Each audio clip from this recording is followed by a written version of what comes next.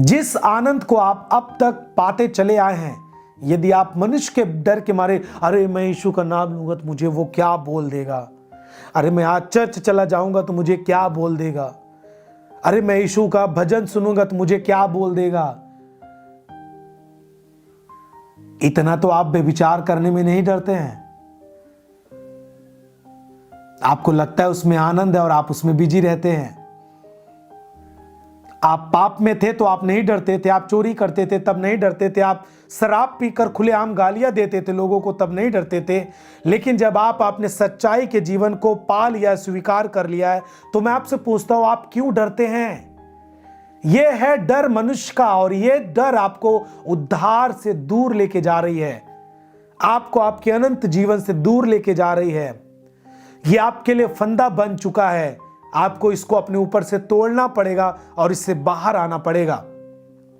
और यह भय आपको पाप में लेके जाएगी, उससे निकलने नहीं देगी। यह भय आपको कभी भी प्रभु की उपस्थिति का अनुभव नहीं लेने देगा। प्रभु के काम को नहीं आप देख पाएंगे, परमेश्वर के प्रेम को नहीं पा पाएंगे, ना किसी को दे पाएंगे, यदि आपके अंदर मनुष्य का भय हुआ तो।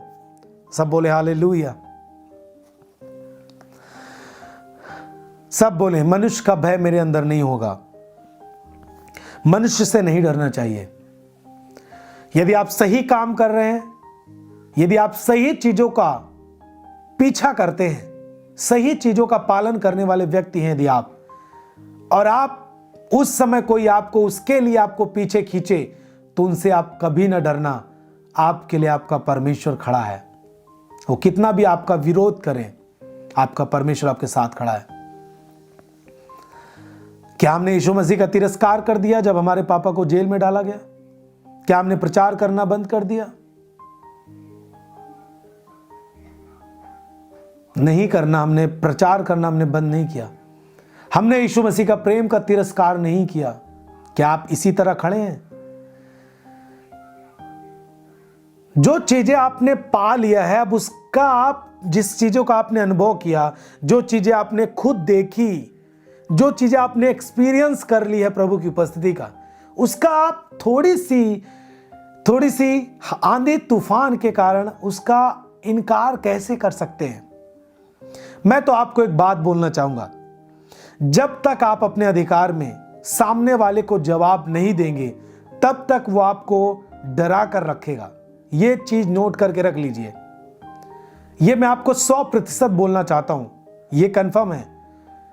जब तक आप अपने अधिकार में सामने वाले को जवाब नहीं देंगे, तब तक वो आपको डरा कर रखेगा, तब तक आपको डरा कर रखेगा।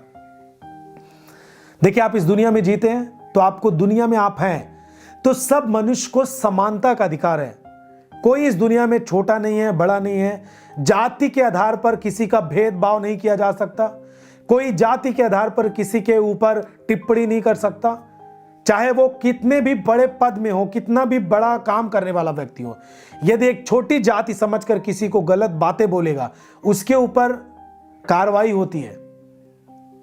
और यदि आपको नहीं पता तो आप डर के मारे जिएंगे। आप में कोई, आपके गांव में कोई ऊंची जात वाला व्यक्ति है, या फिर कोई भी व्यक्ति है, पैसे वाला व्यक्ति है, आपको डराता है, आपको धमकाता है, आपको मारता है, और आप सोचते हैं अरे ये बड़े पैसे वाला व्यक्ति है, अरे ये सोर्स वाला व्यक्ति है, हम इसके खिलाफ नहीं बोलेंगे। हमको कितना भी डराए, कितना भी मारे, कितना भी जबरदस्ती काम करवाए, हमारी मजदूरी ना दे, आप नहीं आजाद हो पाएंगे।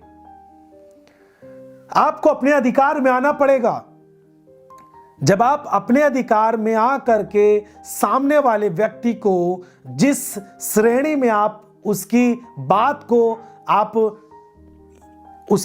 आप कभी से, कई सालों से, कई दिनों से आप झेल रहे हैं, सामना कर रहे हैं, यदि आप अपने अधिकार में आकर उस व्यक्ति को, सामने वाले व्यक्ति को जवाब जिस दिन दे देंगे, उस दिन वो आपको डराना छोड़ देगा और आपसे पीछे हट जाएगा। वो आपके सामने कभी खड़ा नहीं होगा। बोले आमीन।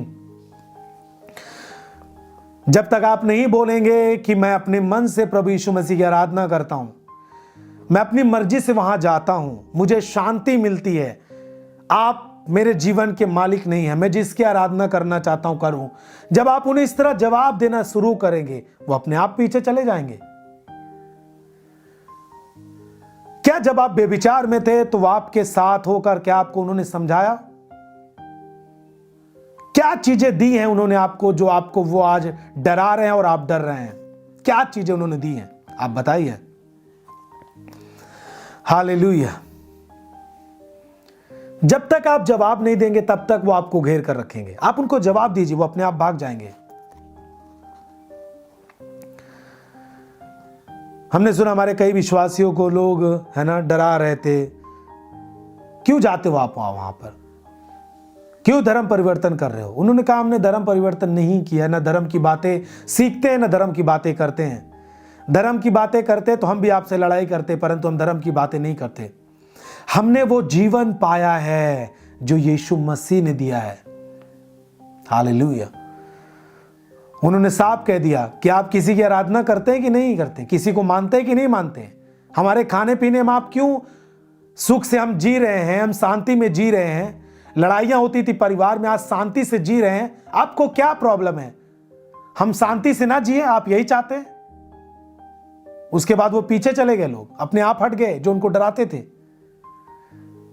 जब उन्होंने अपने अधिकार में आके उनको बोला तब वो अपने आप पीछे चले गए। उन्होंने साफ साफ कह दिया, क्या आप हमें जीना नहीं देना चाहते? मार दीजिए, इससे अच्छा है आप हमें। जब हमने कह दिया कि हम अपनी मर्जी से वहां जाते हैं, हमें शांति मिलती है प्रार्थना करके, शांति मिलती है हमें बाइबल पढ़ के। बाइबल कोई मतलब ड्रग्स गांजे की पुस्तक थोड़ी ना है। इसमें हम पढ़ करके देश के खिलाफ काम नहीं कर रहे हैं। हम इसे पढ़ करके कोई गलत मानसिकता हमारे अंदर नहीं आ रही है। इसे पढ़कर हम कोई किसी को गाली देना थोड़ी ना सीख रहे हैं। क्यों आप इतना उपद्रव कर रहे हैं? आप उनको जवाब दीजिए। जब तक आप अपने अधिकार में आकर जवाब नहीं देंगे, वो आपको घेर के रखेंगे। उनको आप बोलिए, मैं शांति में जी रहा हूं, आपको क्या प्रॉब्लम है? मेरे बच्चे आज शांति में हैं, मेरी बात मानते हैं। मेरे बच्चे आज दूसरे लड़के लड़कियों की चक्कर में नहीं है। आप क्यों प्रॉब्लम हमें दे रहे हैं? हम शांति से जी पा रहे हैं ना। हमें समझने की बुद्धि है, आप हमें ज्यादा मत समझाइए। जवाब देना सीखिए। आप हमारी शांति को आप मत छीनिए, आप ऐसा जवाब दीजिए। उन्होंने हमको नहीं बुलाया, पास्टर ने हमको नहीं बुलाया, ना चर्च ने हमको बुलाया। हमने अपनी मर्जी से वहां पर जाना शुरू किया। जब हमको नहीं अच्छा लगेगा हम छोड़ देंगे। हमको अच्छा लग रहा है हम उसके साथ हैं। हमको चर्च अच्छा लगता है हम चर्च जाते हैं। हमको बाइबल पढ़ना अच्छा लगता है हम पढ़ते हैं। क्या देश के प्रधानमंत्री बाइबल नहीं पढ़ते? वो भी पढ़ते हैं। अन्य लोग बाइबल नहीं पढ़ते हैं? पढ़ते हैं। बाइबल से कोई कभी अपने भाषण में उदाहरण नहीं देता? देता है। तो आप हमारा बाइबल पढ़ना, हमारा चर्च जाना, आप क्यों इतना ज्यादा हमारे लिए प्रेशर बना रहे हैं? उनको उत्तर देना आप सीखिए। आप उनको साफ बोलिए, हमें शांति मिलती है। हमें मसीही सत्संग में जाने के बाद हमें मन में शांति मिलती है, परिवार में शांति है, इसीलिए हम जाते हैं। कोई हम पर दबाव नहीं है, कोई जबरदस्ती नहीं है, कोई लालच नहीं है। हम अपना कमाते हैं, अपनी मजदूरी करके कमाते हैं, कोई हमें 1 रुपए देता नहीं है। हम अपना भाड़ा लगा के चर्च जाते हैं, खुद अपनी मजदूरी करके कमाते खाते हैं। नशा करते थे, दिन भर में पैसे खर्चे हो जाते थे, लेकिन आज मैं अपना पूरा पैसा बचाकर परिवार चला रहा हूं। मुझे शांति है, मैं जाता हूं। साफ जवाब देना सीखिए। जब तक जवाब नहीं देंगे वो आपको घेर कर रखेंगे। जब आपसे जवाब पा जाएंगे वो पीछे चले जाएंगे। आप बताइए, हम अपनी स्वेच्छा से वहां पर जाना शुरू किए हैं। हालेलुया। फिर से मेरी बात सुनिए, जब तक आप अपने अधिकार में होकर सामने वाले को जवाब नहीं देंगे तब तक वो आपको डराएंगे, धमकाएंगे, गालियां देंगे। मुझे हंसी आती है, लोग बोलते हैं राशन कार्ड तुम्हारा कटवा देंगे, जैसे उनका देश है पूरा। हमारा इस देश से अधिकार खत्म। मैंने बाइबल का पढ़ लिया, मैं देशद्रोही हो गया, गांव विद्रोही हो गया मैं। तो इन सब चीजों से मत डरिए आप। किसी का राशन कार्ड नहीं कटता प्रिजन, किसी का घर नहीं गिराया जाता। आपको यीशु मसीह नहीं अच्छा लगता, आप छोड़कर यीशु मसीह को चले जाइए। ना कोई पास्टर दबाव देता है, ना चर्च दबाव देता है, ना आपको बोला जाएगा आप क्यों छोड़ के जा रहे हैं। लेकिन जब आपको यीशु मसीह अच्छा लगता है, वचन पढ़ने से आपको शांति मिलती है, सत्संग में जाने के बाद आपको शांति मिलती है, तो लोगों से आप बोलिए, आपको डरना नहीं है। अपने उद्धार को बरकरार रखें, शांति को बरकरार बना के रखें, प्रेम को बना के रखें। वो चीजें जो आपके अंदर दी गई हैं उसे बुझने ना दें, उसे जला कर रखें और उसको अपने जीवन के द्वारा और लोगों तक पहुंचाएं।